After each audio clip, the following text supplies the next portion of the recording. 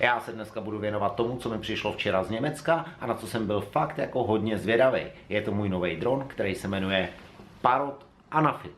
Ale ještě předtím, než tu krabici rozbalím, tak taková rychlá vsuvka. Vy, co lítáte dronama nebo se o drony nějak vlastně zajímáte, tak víte, že trhu s rekreačníma dronama, to znamená s dronama, se kterými můžete lítat vy, já a vlastně kdokoliv jako jiný, tak tomuhle trhu dominuje už nějakou dobu firma DJI. A ta nejdřív přišla vlastně s generací Phantomu, to byla 3, 4, potom přišla první generace Mavicu Pro, po ní následoval, myslím, že Spark a Mavic Air a před nějakou dobou DJI uvedlo na trh novou generaci Mavicu Pro 2. A naopak francouzská firma Parrot byla kdysi v takovým nějakým dron pravěku na trhu těch rekreačních dronů celkem jako významný hráč.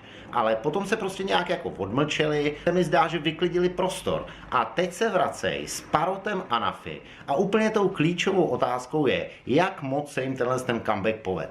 No a na to se právě teď podívám.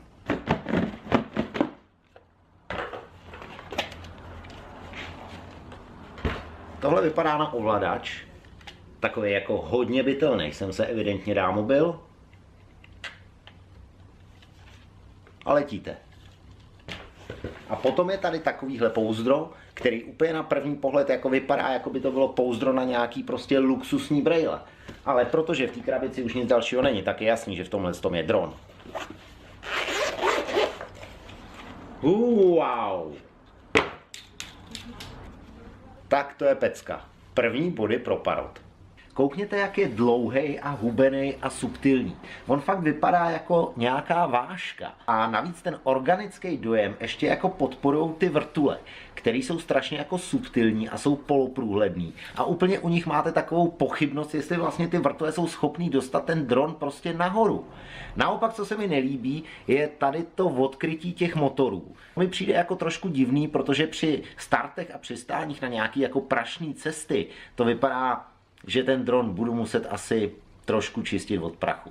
Tu baterku odemdáte docela snadno, ale co mi přijde tady jako dost divný, je tady takovejhle kryt na SD kartu. Tady je totiž takováhle klipsna, která je snad úplně stejná jako nějaká klipsna na SIM kartu, která kdysi byla v nějakých starých mobilech. Naopak, co považuji za hodně dobrý, je tady ten konektor vzadu baterky, který můžete nabíjet dron z powerbanky normálně přes USBčko, vlastně úplně kdekoliv. No a nakonec jsem si nechal 2 věci, díky kterým je Parrot Anafi hodně zajímavý dron. První je možnost zoomování kamery, to je věc, která vlastně úplně není běžná v dronech této kategorie. A druhá věc je zvláštní uchycení té kamery, který vlastně umožňuje to, že se z toho dronu můžete koukat nejen dopředu a dolů, ale můžete ji natočit směrem takhle jako k obloze nahoru a podívat se, co je přímo nad váma. A tohleto jdu právě vyzkoušet. Parrot tvrdí, že Anafi vydrží nárazy větru až 50 km za hodinu. Teď sice větrno moc není, ale ten dron mi tady takhle jako visí a ani se nehne, tak bych tomu docela i věřil.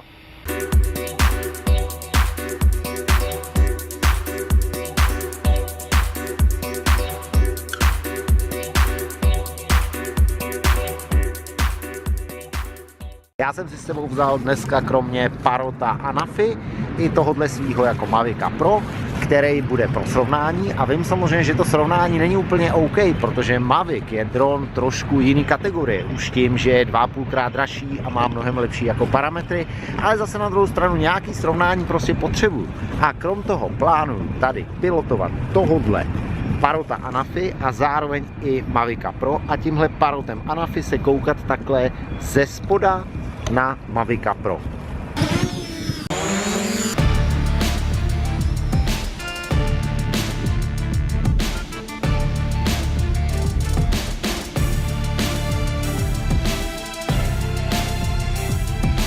Teď snímám Parrotem Anafi úplně ze spoda Mavica Pro, který je nad ním.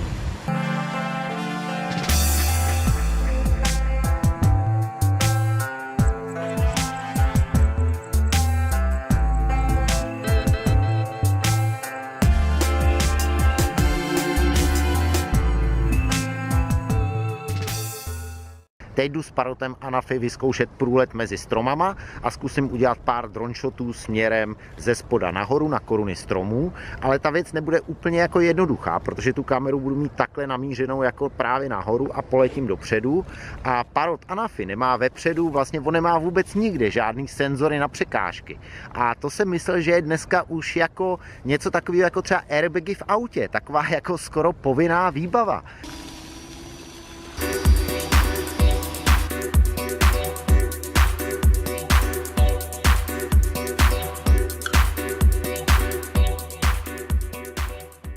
Tady za mnou je teď rekapitulace technických parametrů Parrotu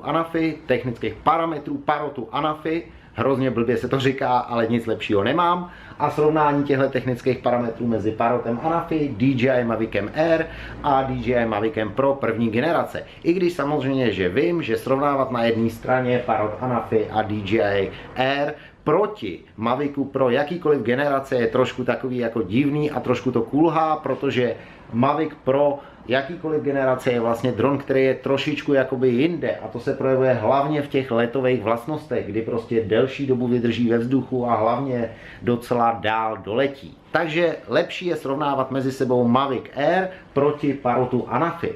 A když se podíváme na ty jednotlivé technické parametry, tak co se týká váhy, tak Parrot Anafi je o 110 gramů lehčí, ale hlavně vydrží ve vzduchu o 5 minut díl. Dolet mají oba dva stejný. Co je jako jednoznačně lepší pro Mavic Air, je, že má senzory, který má vlastně úplně všude. Signál mají oba dva přes Wi-Fi, kameru má o něco lepší Parrot Anafi, ale ne o moc, ale co je ten velký rozdíl je, že u Parrotu Anafi v porovnání s Mavicem Air můžete zoomovat. Maximální video pořizuje naopak lepší Mavic Air, tam je to 4K Ultra HD, i když maximální bitrate mají oba dva stejný. Stabilizace té kamery je lepší o něco u Mavicu Air, protože 3 osy jsou stabilizované mechanicky, než to u Anafi jsou 3 osy, ale 2 mechanicky a 1 elektronicky, což je trošku divný. Range kamery je u Parrotu Anafi -90 až +90, což vlastně převedeno do normální mluvy znamená, že z tohohle dronu se můžete koukat dopředu,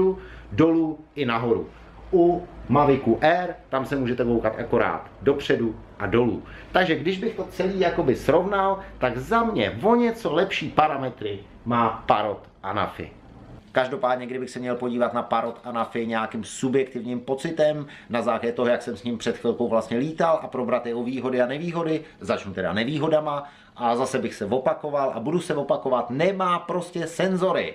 Má docela divný umístění SD karty pod baterkou, je tam taková ta divná klipsna jako z mobilu nějakých 90. let. Má ty odkrytý motory a už teď jsem se přistihl, jak ty motory vlastně kontroluje, jestli se tam nedostal nějaký prach, a to si vůbec nedovedu představit, že bych lítal někde na pláži, kde je písek, jemný písek nebo na nějaký prašní cestě.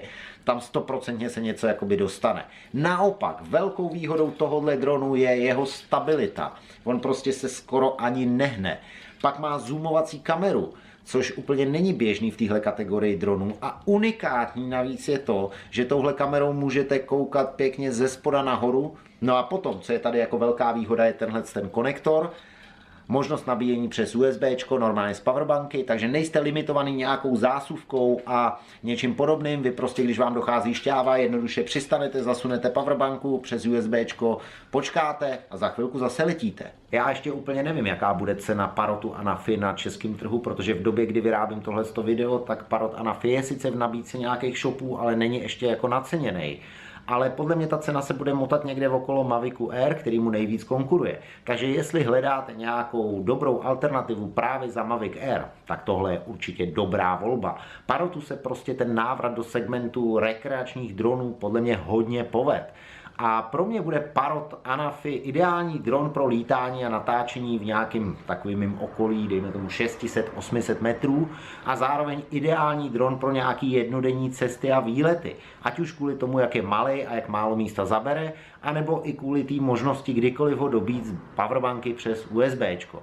A naopak na nějaký takový delší lítání a delší cestování zůstanu přece jenom u Mavica Pro, který je v těch letových vlastnostech o level vejš. Ale Parrot Anafi je fakt dobrá volba.